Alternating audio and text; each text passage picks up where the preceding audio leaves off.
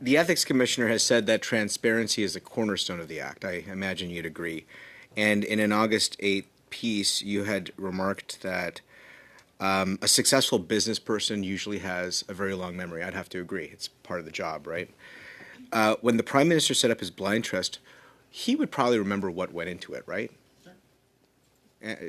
The full details of the portfolio, the mix, the kind of long-term funds, the major priorities, wherever he might be most leveraged. He would have a pretty serious sense of that, right? One would presume. I actually phoned some people and said they should emulate the investment decisions. They were pretty good investments. It's a very significant portfolio. Emulate the decisions because they know that he's on the inside of the take on these decisions, right? I would say that is an allegation. I wouldn't repeat it. Well, you did here. Let me ask the second kind of question here. Now, 99% of the decisions that the Prime Minister makes aren't subject to conflict of interest laws. He refuses to discuss and disclose the assets of the fund that he had established in the investment world prior to becoming Prime Minister.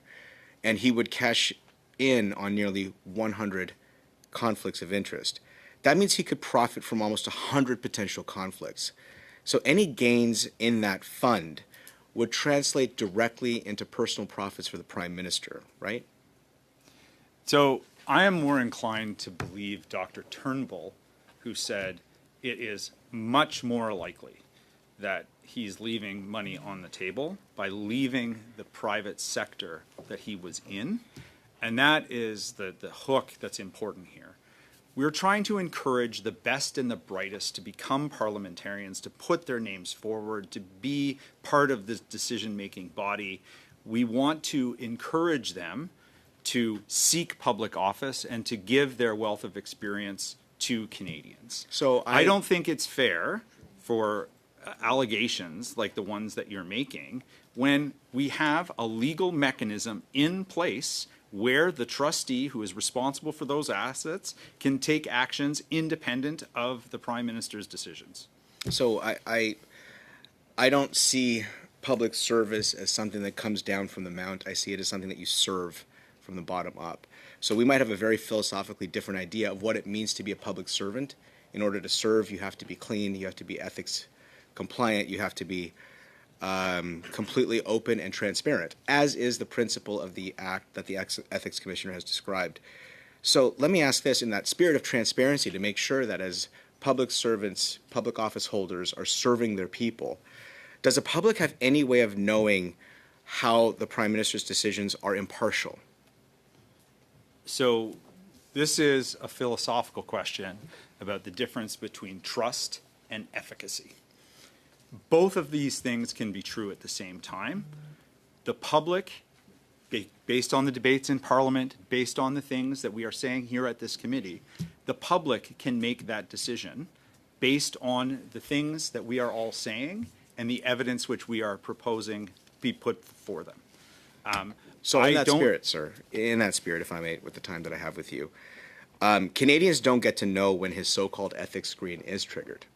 They don't know. We don't know if the decisions he's making are actually benefiting the country or his private fund and his private interests. They can't tell the difference when he's acting for himself versus serving the country. That lack of transparency, that inability to understand and discern when is Mark Carney making decisions for the country with the investment people he's talking to going to profit himself or come to the benefit of the country. That cloud of darkness creates massive issues. And this is backed up by what the conversation I had with Mr. Conacher in the last committee session here. Do you not see a problem with this?